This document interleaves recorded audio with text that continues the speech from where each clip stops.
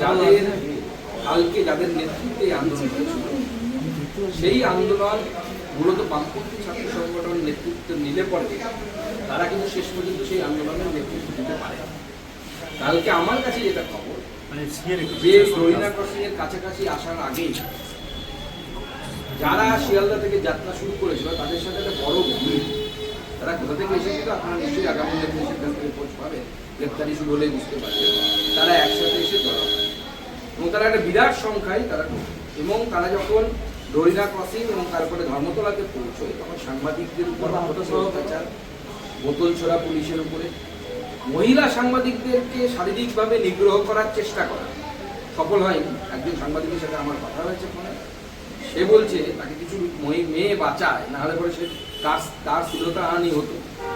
অশ্লীল অঙ্গভঙ্গি করা, এই ধরনের কর্মকাণ্ড করেছে এবং এরা কেউ ছাত্র না, কেউ নিট দেয়নি, আমি গ্যারান্টি দিয়ে বলছি।